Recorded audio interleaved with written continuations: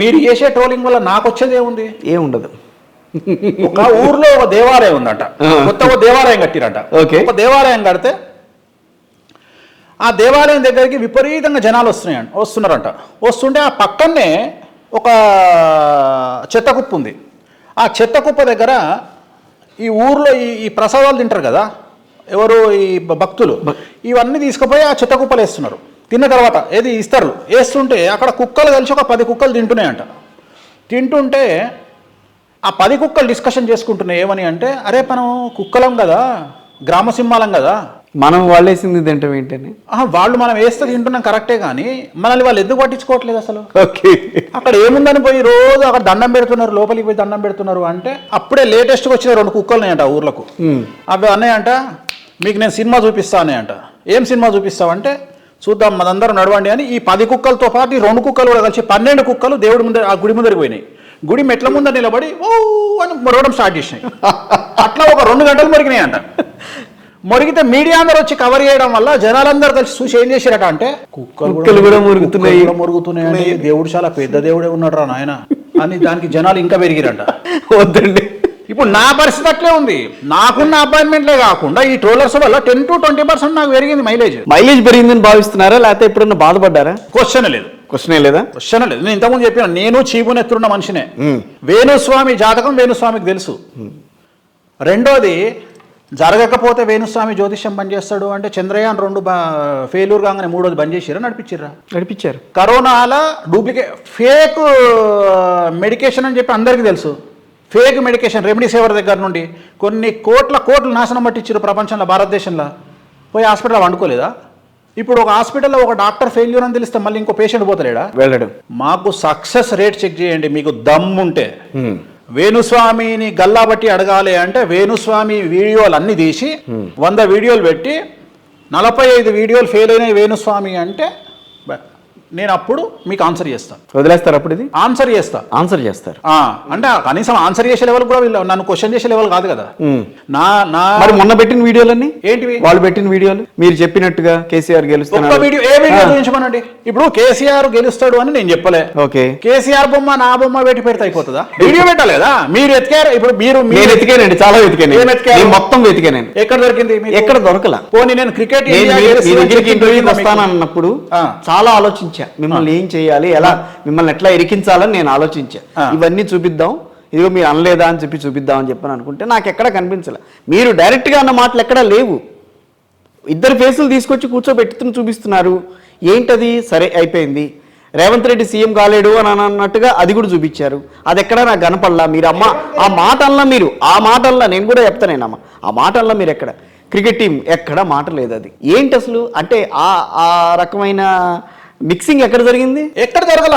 ఎందుకు జరిగింది? మీ మీద లేదు కదా. మీ మీద ఎందుకు జరిగింది? అదే చెప్తున్నా. ఇప్పుడు నేను కేసీఆర్ సీఎం అవుతాడు అని చెప్పలా, 3వ సారి సీఎం అవుతాడు అని చెప్పలా. యాక్చువల్గా నన్ను అడిగిన క్వశ్చన్ ఏంటి అంటే, యాంకర్ శ్రావణి నన్ను అడిగిన ప్రశ్న ఏంటంటే, ఒకవేళ తెలంగాణలో టీఆర్ఎస్ వస్తే, అప్పుడు ఏమన్నా నేనంటే, ఒకవేళ తెలంగాణలో 3వ సారి టీఆర్ఎస్ వస్తే డైరెక్ట్గా కేటీఆర్ సీఎం రాసి పెట్టుకోండి అన్న. బీఆర్ఎస్ వస్తే కేటీఆర్ సీఎం రాసి పెట్టుకోండి అన్న. అది కూడా 3వ సారి వస్తే అని యాంకర్ అడిగితే నేను చెప్పలా.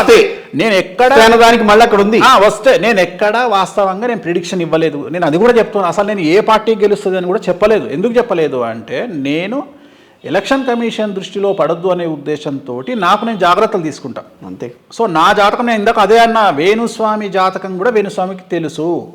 సో అందుకనే వేణుస్వామి ఆలోచిస్తాడు ఏం మాట్లాడాలను. ఇప్పుడు నేను ఎలక్షన్ కమిషన్ దృష్టిలో పడొద్దు అని నేను ఎక్కడ 1 month ఇంటర్వ్యూ ఎక్కడ ఇవ్వలేదు.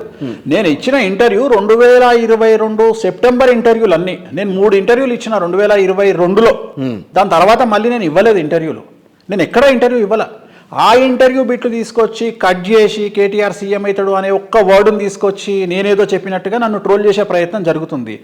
నిజంగా నేను అదే చెప్తున్నా, నాకు సిగ్గు శరము చీమునెత్తురు ఉంది. నేను చెప్పింటే నేను ఫీల్ అవుతా కదా, అరే నేను తప్పు చేసిన అట్లీస్ట్ నేను వచ్చి నేను క్షమాపణ చెప్పారో నాకు నేను సరిదిద్దుకోవడమో చేస్తా కదా. నేను చెప్పాను దానికి నన్ను అంటే నేను క్రికెట్ గురించినే నేను 2022లో నవంబర్ 23వ తేదీ నాడు, అక్టోబర్ 23వ తేదీ నాడు నేను Pakistan India match Melbourne cricket స్టేడియంలో చూసినప్పుడు అక్కడ ఇండియా గెలుస్తుంది అని చెప్పిన. దాన్ని కూడా తీసుకొచ్చి నేనంట క్రికెట్ గెలుస్తుంది అని చెప్పిన అని చెప్పి మీరు చెప్పుకొని అంటే మీ ఉద్దేశం ఏంది అంటే అల్టిమేట్గా నన్ను మీరు బ్లేమ్ చేయాలా? ఏమని బ్లేమ్ చేయాలి అంటే ఇక్కడనేమో తెలంగాణ రిజల్ట్ అని పెడతారు, కేసీఆర్ బొమ్మ నా బొమ్మ పెట్టి వేణుస్వామి కేసీఆర్ తెలంగాణలో గెలుస్తాడని చెప్పినాడు అని ఇమీడియట్ గా పక్కన ఏం పెడతారు, జగన్మోహన్ రెడ్డి ఆంధ్రాలో గెలుస్తాడు అని చెప్పినాడు 24లో. సో ఇది జరగలేదు కాబట్టి ఇది జరగలేదు. ఏం చెప్పదలుచుకుంటున్నారు అంటే ఇక్కడ ఇది జరగలేదు కాబట్టి ఇక్కడ ఈయన కూడా గెలవడు అని. నేనేం అడుగుతున్నా మిమ్మల్ని ప్రశ్న అంటే ఇక్కడ ఇది జరగనప్పుడు నన్ను ఒక పీక ముక్కతో వీకి పక్కన పడేయక మీరు ప్యాంట్లు ఎందుకు తడుపుకుంటున్నారు, ఎందుకు మీ అండర్వేర్లు మార్చుకోవాల్సి వస్తుంది అని నేను అడుగుతున్నా. ఇప్పుడు సరే ఉన్న సూటిగా చెప్పండి. సరే ఇక్కడ ఏం జరిగిందనే విషయం మనకి తెలంగాణకి సంబంధించి మనకి తెలిసిందే. ఆంధ్రప్రదేశ్కి సంబంధించి మీరు చెప్పింది నిజమవుతుందా? ఒక కోటి సారి చెప్పిన, ఇప్పటికీ చెప్తున్నారు అదే మాట. ఇప్పుడు కూడా అదే చెప్తున్నా. నేను ఒకటే అడగదలుచు, 2024లో వైఎస్ జగన్మోహన్ రెడ్డి వైఎస్ఆర్ కాంగ్రెస్ పార్టీ ఒకవేళ ఆంధ్రప్రదేశ్ లో జగన్మోహన్ రెడ్డి వస్తే ట్రోలర్స్ అందరూ అన్ని మూసుకొని నన్ను విమర్శించిన వాళ్ళందరూ మళ్ళీ మీ తమ్మునేల్స్ పెట్టి వేణుస్వామి చెప్పింది జరిగింది మా ధనిష్ట మూసుకుంటున్నాము అని మీరు ఏమైనా చెప్తారా? మీరు పెట్టుకుంటారా? ఎందుకు చెప్తారు? భలేవారు మీరు అన్ని తెలిసి కూడా మీరు అంటారు. ఎందుకు చెప్తారు? మీరు చెప్పరు. మీరు చెప్పినప్పుడు నేను మిమ్మల్ని ఎందుకు నేను కన్సిడర్లోకి తీసుకుంటా? మీ ట్రోలింగ్ నేను ఎందుకు కన్సిడర్లోకి తీసుకుంటా?